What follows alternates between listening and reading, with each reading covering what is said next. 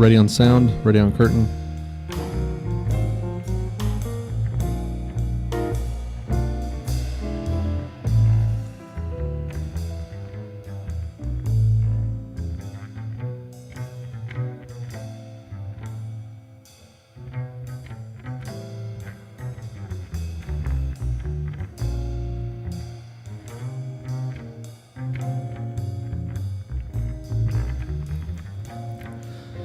Previously on Clash Course.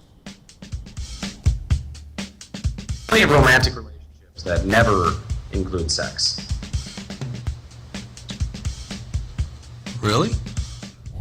If you say friend and replace the word partner with friend as you say what you're saying, I don't think it makes any sense at all. The argument that I'm making is that the distinction of monoamory, if we're treating it only as friendship, is a silly one, because I don't know of any friendships that truly hold that place. Now, what I mean, let's talk about the word best for a second in this context. What I mean is the person who knows you best overall, and you know them best overall, and you spend the most time around them, and they spend the most time around you, and you guys are, you know, you're satisfied with the time that you spend, maybe, and you get tired of them the least.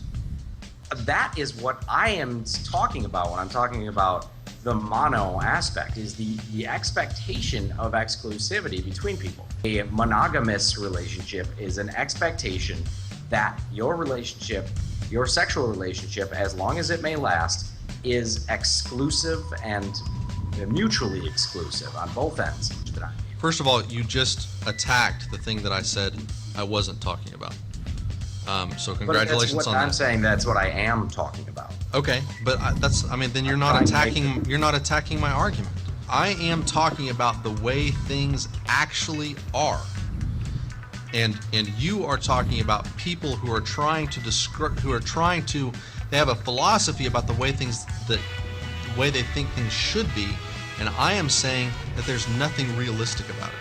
Everyone will almost always gravitate towards one person, if not their entire life, at least for a single moment in their life.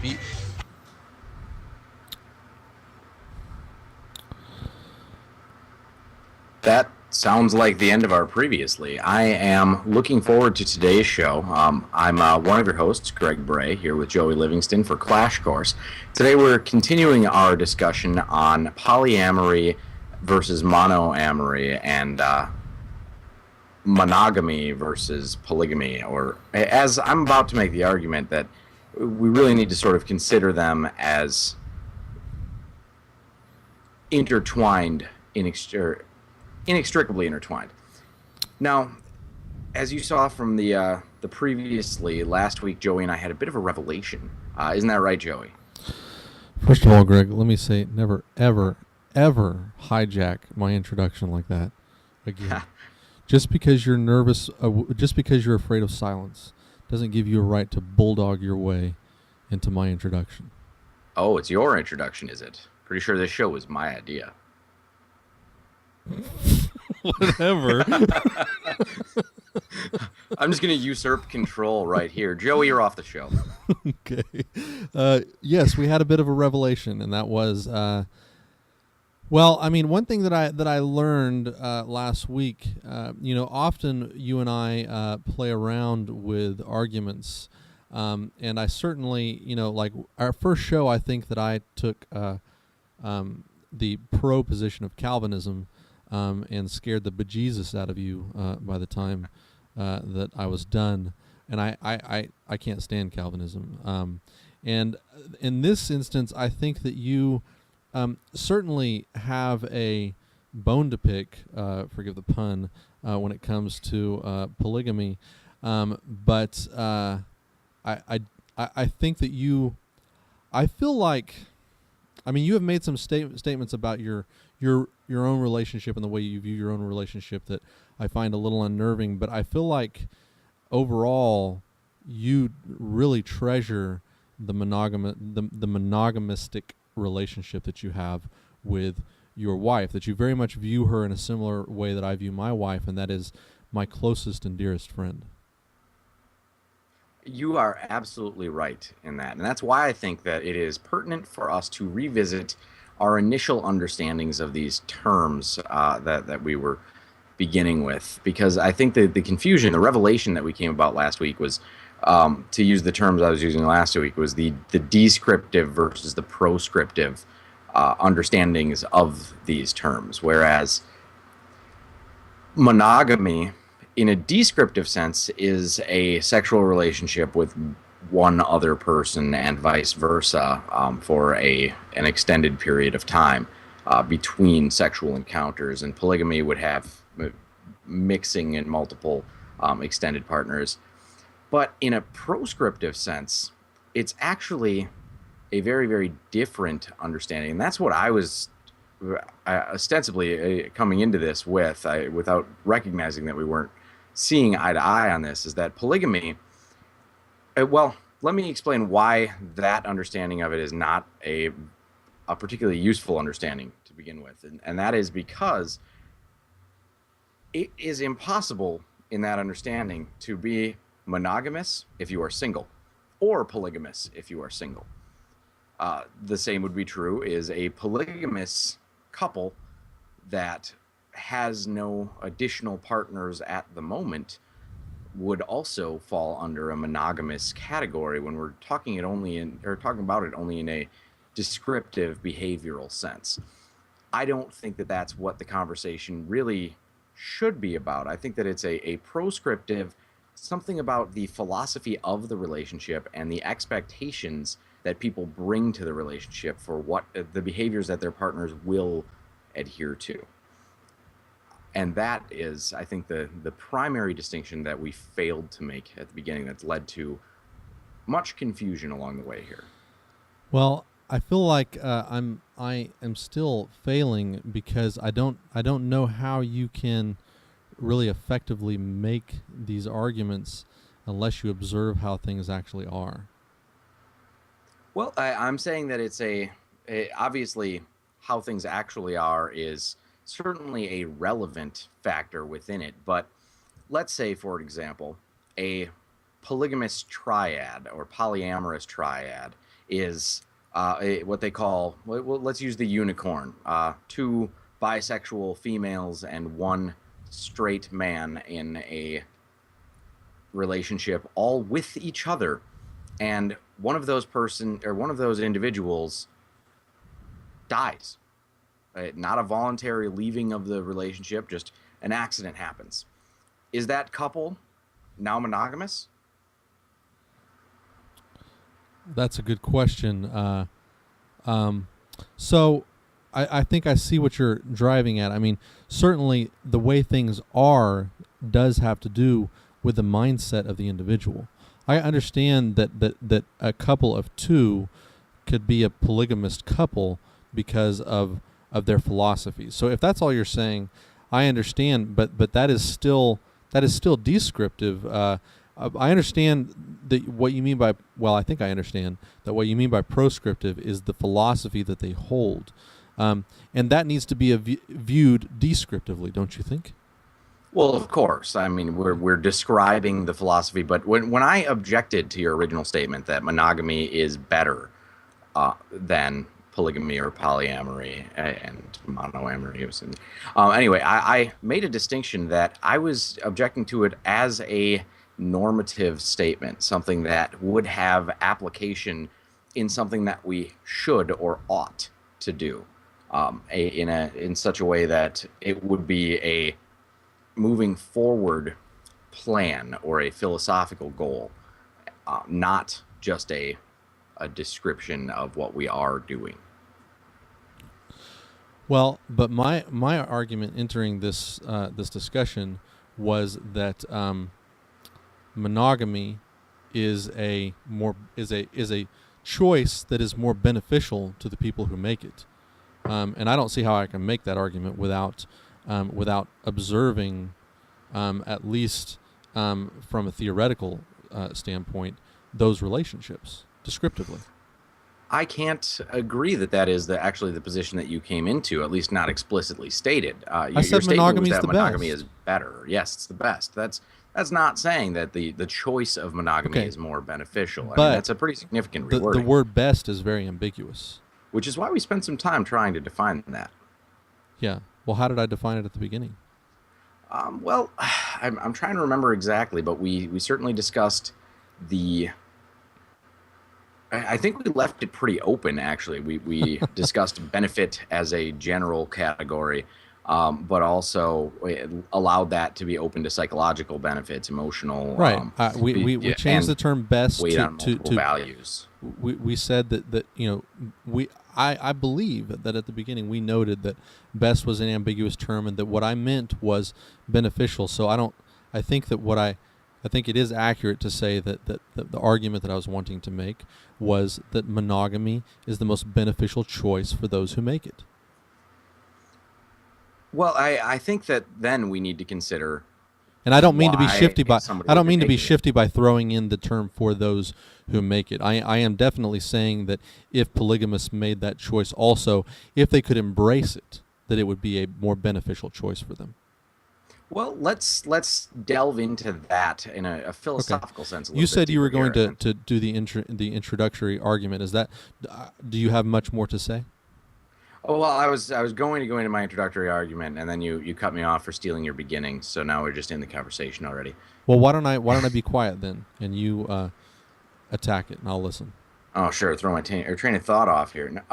Okay. So aside from the brief introduction that I made about the is versus ought, descriptive versus proscriptive sides of this argument, I am here to argue that I'm actually going to take a bit more of a positive stance on this one than just taking the default no unless you can prove your case.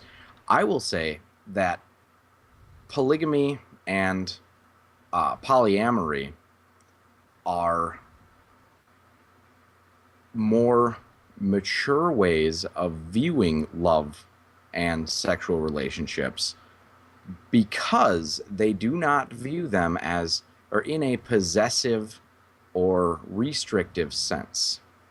That I do not believe it is better for a person to enter into a relationship with the expectation that they can control the behavior of the person that they are coming into, and that love and sexual attraction are things that are outside of our voluntary control. Therefore, to choose to enter into this contract type situation where you are artificially restricting whatever desires or feelings may develop outside of your control down the road is an unhealthy situation and would be better if humans could move beyond that way of thinking. Okay, well that's a very bold move, and I'm prepared to listen to your argument. Okay. Well, I'm going to open by saying that the primary thing we need to consider when we're asking is should people behave in this way or should they make this choice is obviously considering it as though it is a choice. And the only time that would be pertinent would be times when the person's inclination is not in that direction. If you are, let's use sexual orientation for this, using Kinsey's scale from I think it's 1 to 6 or 0 to 6, that it was perfectly heterosexual on one end of the spectrum and perfectly homosexual on the other end of the spectrum, and the spectrum in between is shades of gray, numerically denoted. But How many are if there? you are, I think it's 6, but it might be 7, so that there's a midpoint. I know it ends at 6. 7 shades of gray. Right. But anyway, he makes this distinction because if somebody is 100% purely homosexual or 100% purely heterosexual, they have no inclinations whatsoever, could not be attracted to somebody of the opposite gender or the same gender, whichever way they happen to lean or stand, as it were, not lean, then it is for them a choice, or it is not a choice to behave in an alternate manner. They simply could not bring themselves to do it unless it's lying. It is living an absolute lie. They will not be attracted to people that of the same gender or of the opposite gender, which are, again, respectively, and they will not have the same kind of romantic love. But let's not pretend that hasn't happened. Of course, with social pressures, there have been plenty of times where homosexual people specifically have been basically forced by social standards to enter into false relationships that are for show. It's not uncommon even for, or hasn't been uncommon for, a homosexual male to marry a homosexual female so that they can both have the facade of marriage and relationship and pursue relationships on their own. To the side, of course, that would be by definition a polygamous relationship, but I think that I'm trying to draw an analogy here by inclination versus behavior. So, to say that someone has a choice is to imply that they are not inclined absolutely to one side or the other. Monogamous people cannot be polyamorous. They could behave in a polyamorous or polygamous way, but they would hate every moment of it. It would be living a lie. I think that this is the equivalent to saying an expectation that somebody stops acting like a homosexual. We pray the gay away, hate the sin, love the sinner. And I think that these are very harmful and damaging expectations that we have for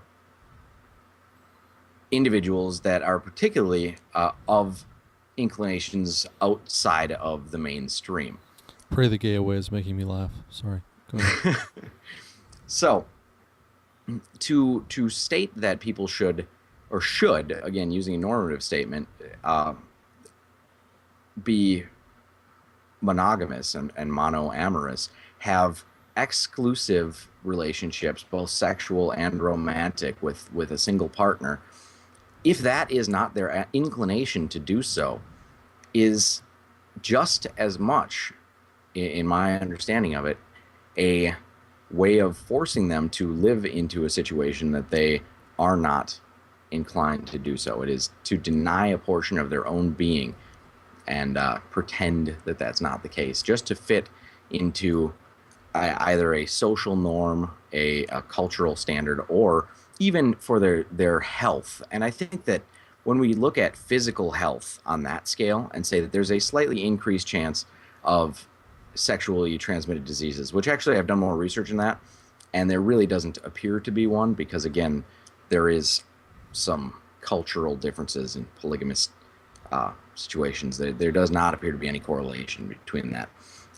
But what I'm saying is that even if there was, the negative potential health effects are significantly outweighed by the negative potential psychological effects of living the lie.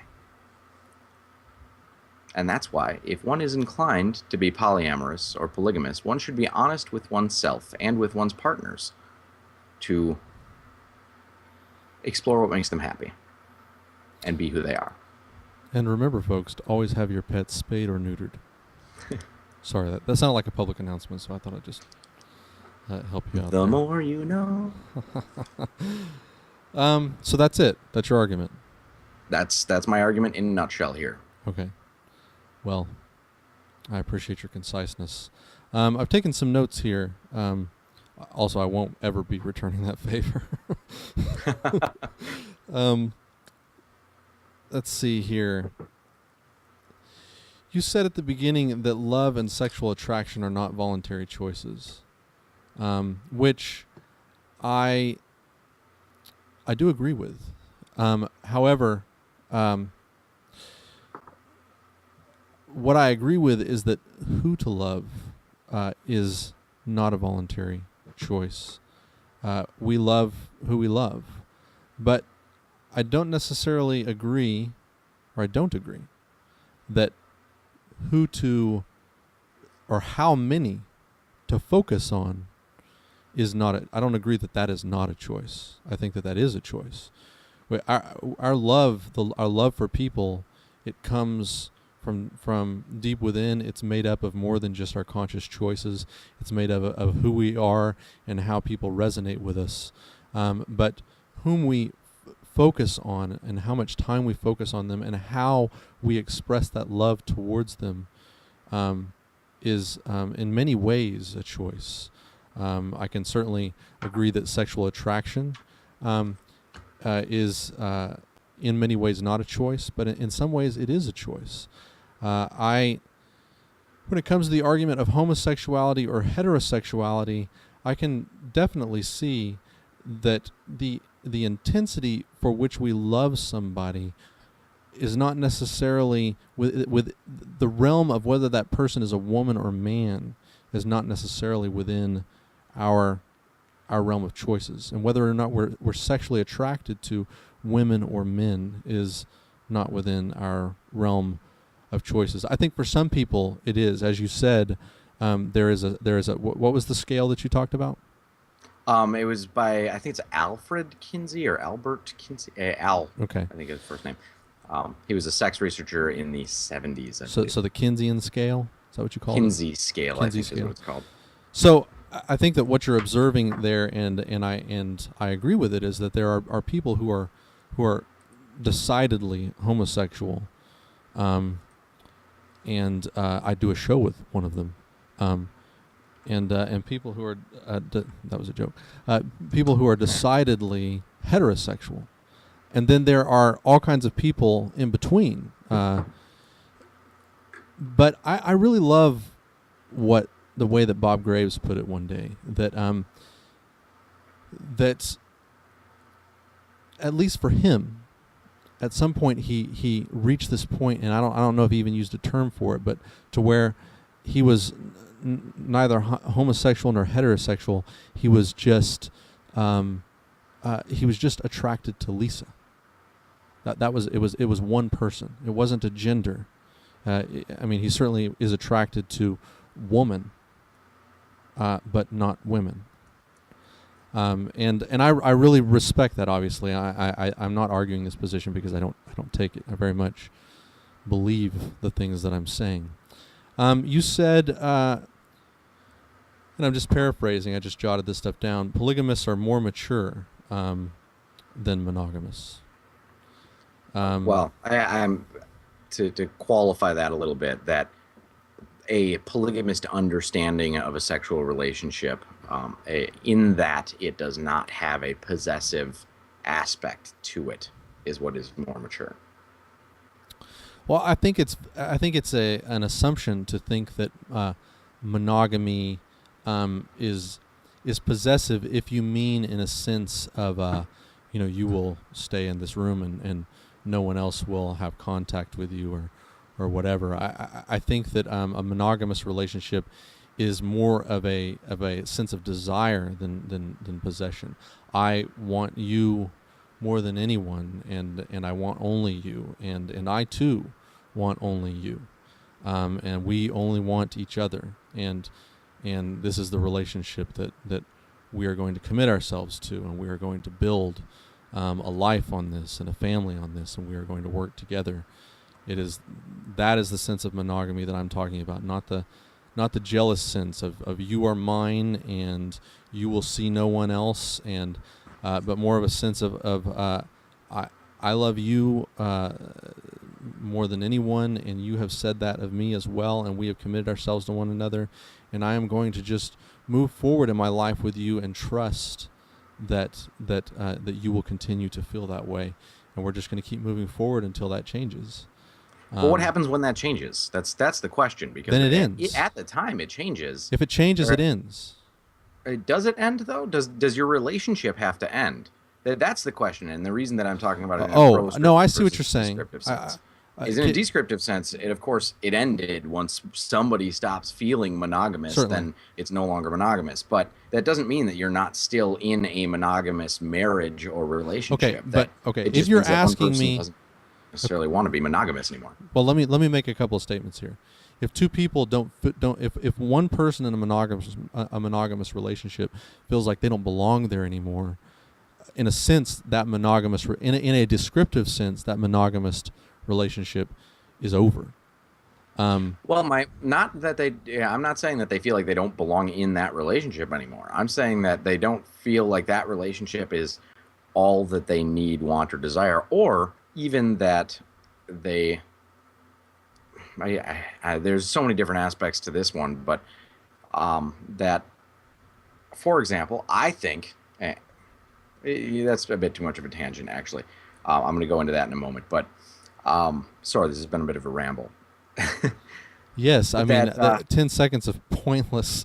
right, I it have was no just idea there. We're what just you're trying bouncing to back and say. forth. I think maybe there could be, no, but what I'm saying is that one person doesn't necessarily want the relationship to end, or both people can still want the relationship to continue, but one or more people within this relationship can also develop feelings or develop attraction for another individual outside of that relationship, Okay. something that they didn't necessarily Well, anticipate doing. obviously, the monogamous relationship is over.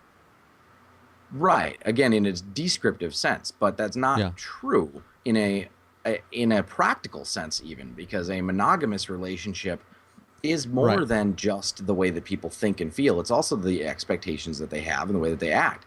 Marriage is a contractual monogamous relationship or in many ways, in many extents. Just because one person feels this way for somebody else doesn't mean that they feel free to act upon that feeling. Sure. And that is where I draw the distinction in why polyamory, and I'm going to just stick with polyamory and monogamy, even though they're not quite the same root words, because I think that those are the best terms to sort of describe the generals here.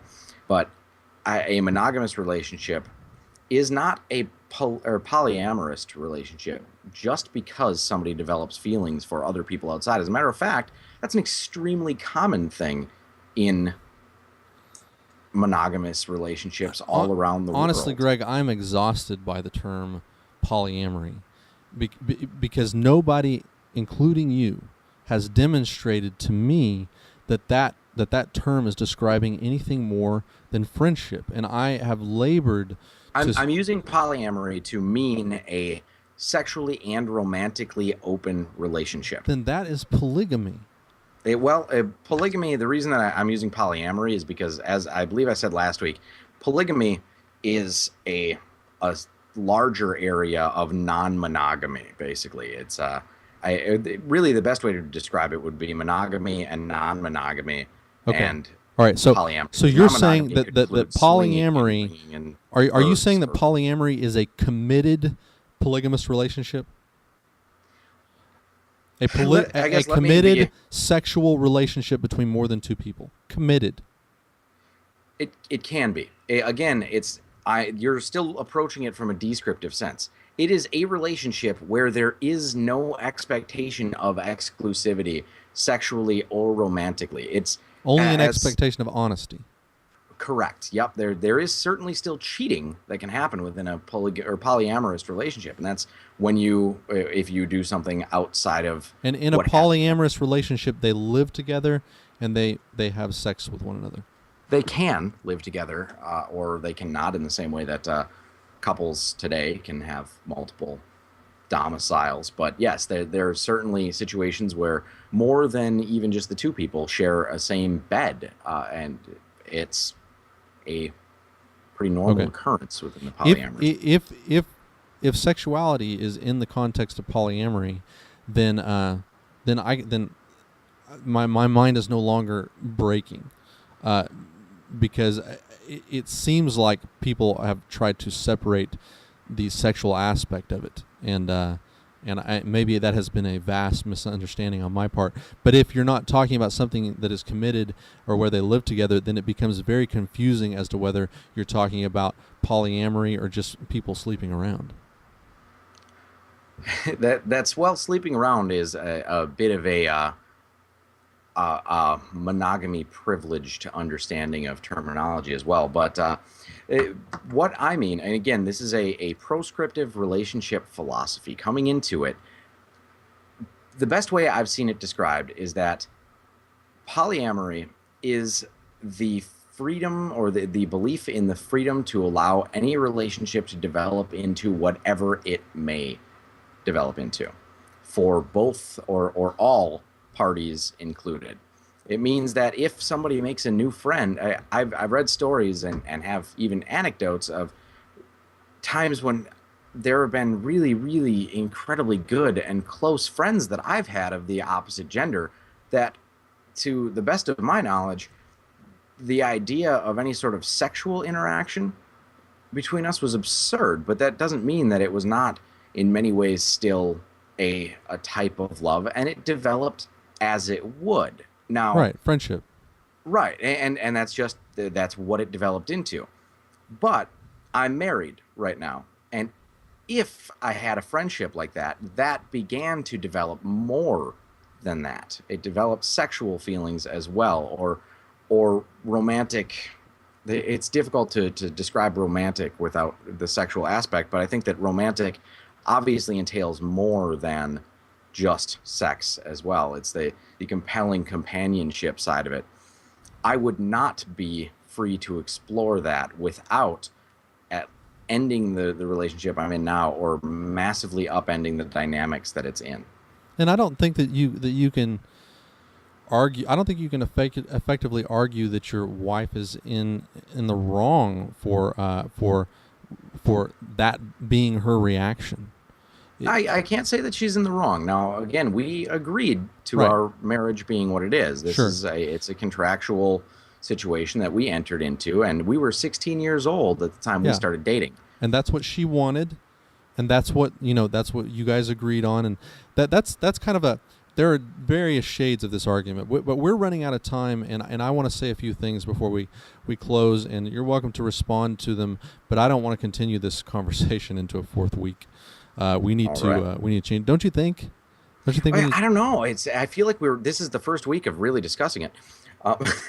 The other weeks were just fluff. Trying to understand. Well, maybe we'll get what we better meant at by moving this. the conversation along. And I am certainly a long-winded. I'm not sure that I will ever change. I enjoy exploring an argument. I don't feel like we've taken it slow. I feel like, we have taken it slow, but I don't feel like we've wasted time. I very much wanted to explore what I explored at the beginning. But let me just say, let me just make a few more statements here. You said polygamists are more mature. I understand you've clarified that, and it really doesn't negate from what I'm trying to say here. And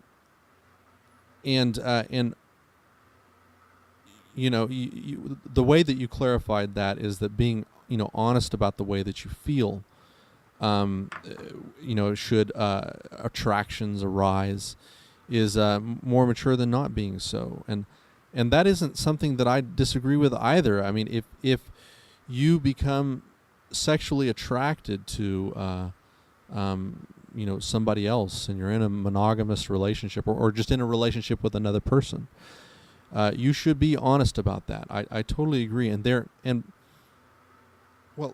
me replace that "and" with a "but."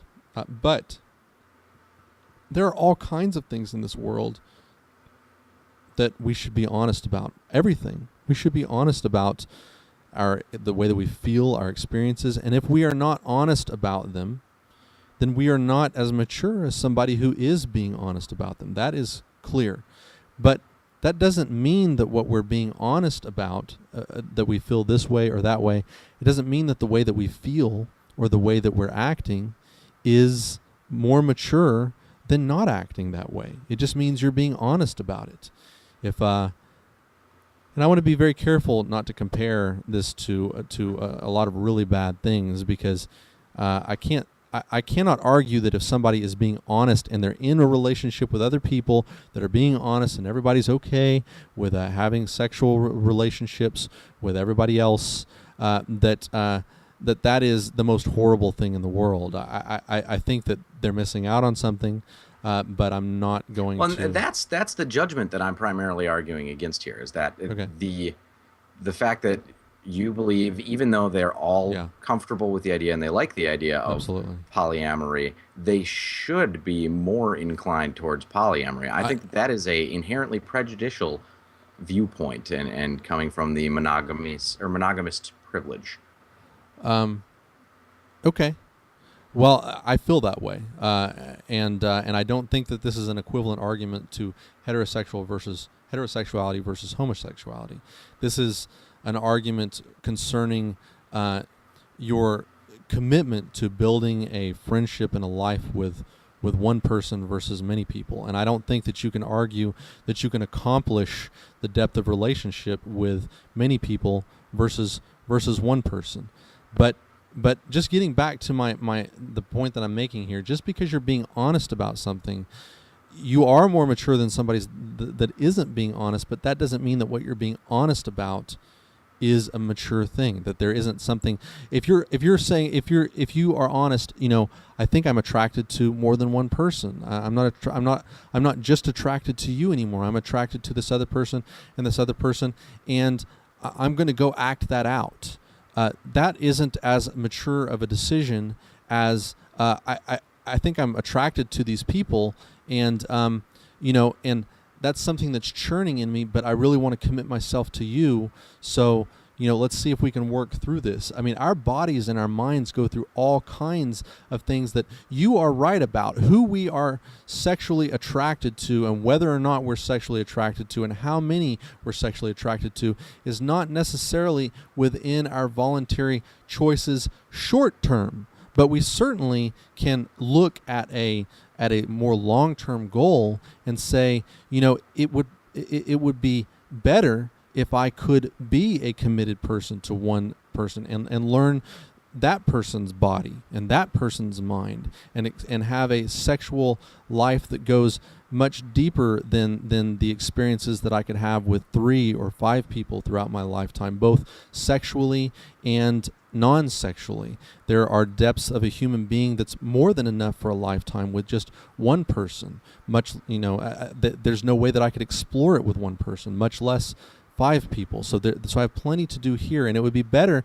if I could build a singular life with this one person, build a family, have a relationship that my children can understand better, have a sexual member that I can become familiar with instead of having 3 or 5 members.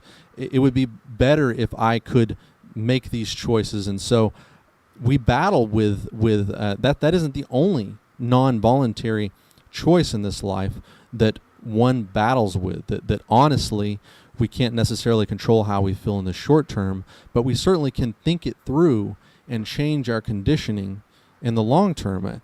I'm speaking from personal experience. I've had many personal battles in my lifetime that were part of my makeup, but were detrimental to the friends and family around me. And it wasn't the right choice. Wasn't to just give in and become somebody that was hurting the people around me. The right choice was to be honest about it, but to continue to keep my eye on a better goal in the long term. And I have changed as a person. We're not talking about sexual orientation here. We're talking about understanding the depths of a relationship better, or understanding that if I do this one thing, no matter how much I want to, it's going to have negative effects towards the people around me that love me. And there are better choices. I think that is a cultural argument, though, to say that it's going to have negative effects on those who are around me is because our culture understands it in this way. Now, there have been plenty of cultures throughout history that, specifically men, have been allowed to take on as many wives and concubines as they wanted if they could afford it. Yeah. And in many ways, that was even considered beneficial. And every one of those wives felt like objects. You may believe that. I don't know. It's certainly a cultural difference that we can't necessarily understand from our women were bought and sold like property. That's true, but that doesn't necessarily mean they felt that way, and doesn't mean that was the case in every one of these situations. That they were always brought into that. A slave doesn't feel trapped when they're born into slavery, but there is always a better way from slavery that often we're not aware of.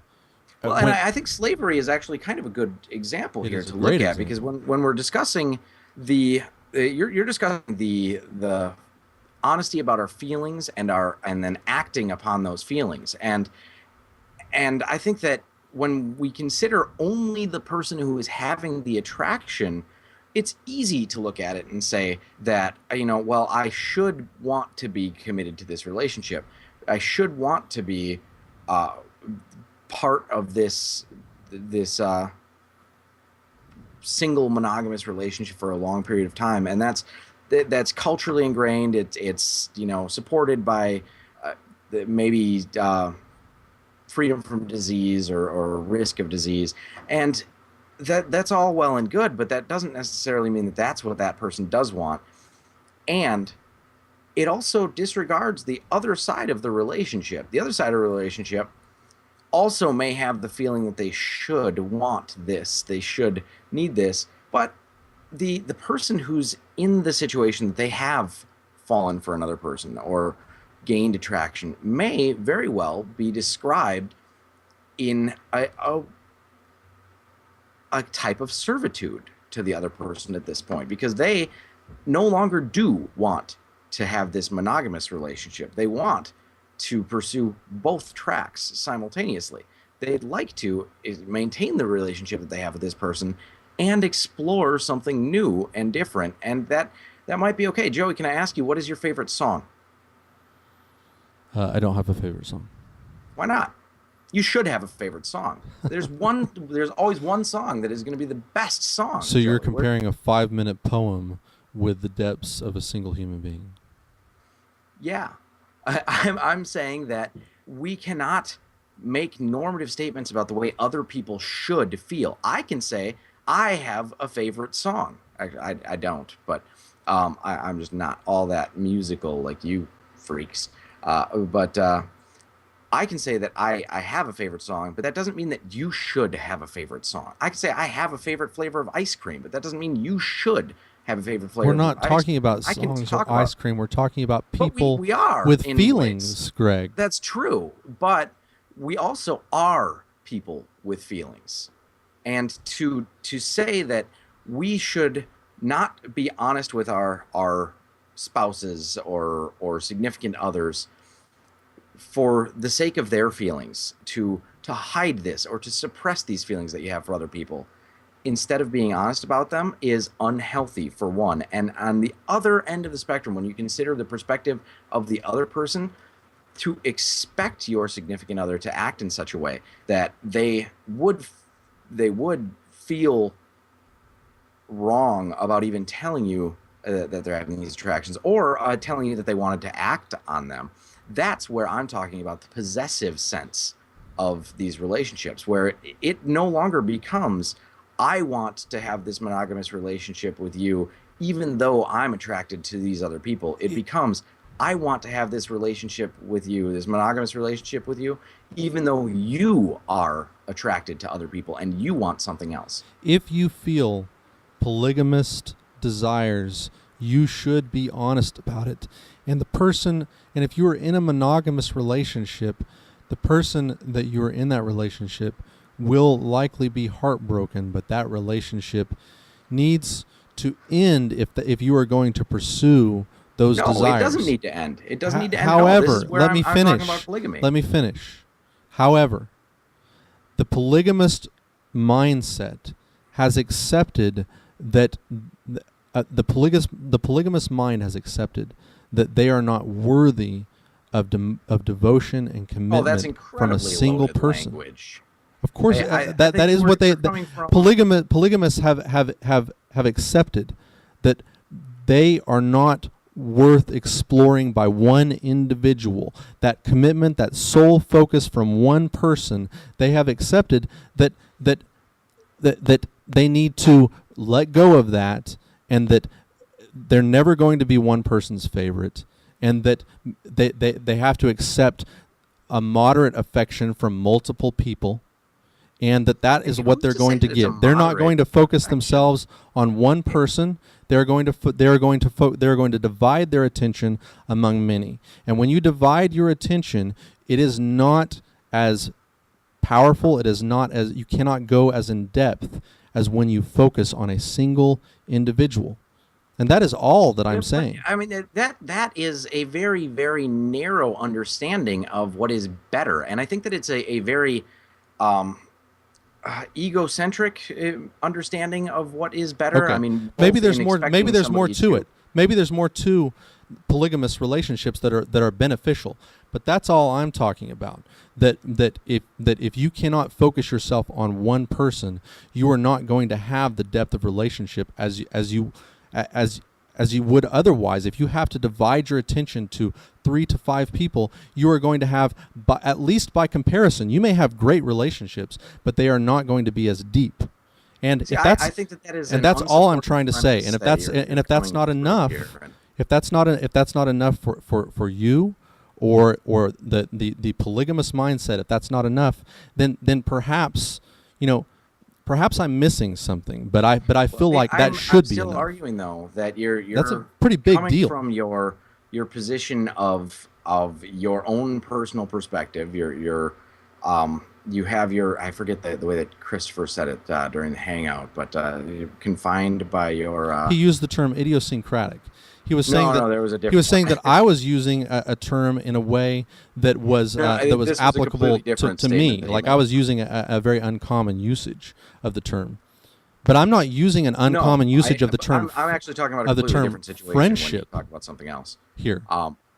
He just used a term that I liked about something else, but that was I'm going to go off of that topic here, but to say that We're out of time, and I'm going to let you have that. I'm going to let you have the last word, and then we're going to close. okay, well, And then we're not going to be friends anymore. I'm saying that the argument that you've been making, Joey, is coming from a very monogamist perspective and viewing polyamorous relationships through that lens to say that they are not as good as what you have and could not be as good as what you have. No. But I promise you that every No. polyamorous I'm not saying they're would not make as good. mistakes. I'm saying that mindset is not as good. Every one of those people in a polygamous relationship are worth devoting a single life to. But that argument leads very specifically to, it follows logically if we're going to say that that's the singular focus is what is better, then we shouldn't have jobs because it would be much better to spend all of your time getting to know one another. We should only have one child if we have any children at all, because children take away from the time that you have to devote to this other person. As a matter of fact, we shouldn't have friends.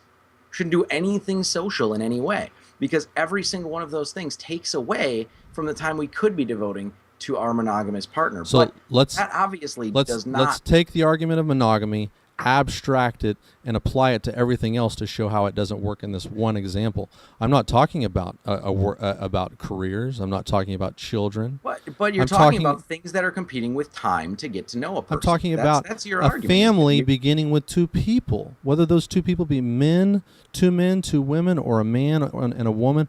I'm talking about building a family and building children, building a household, building careers on the foundation of 2 people who are completely devoted to one another and can rely on one another completely, not partially, but completely. But the argument that you're making is coming from,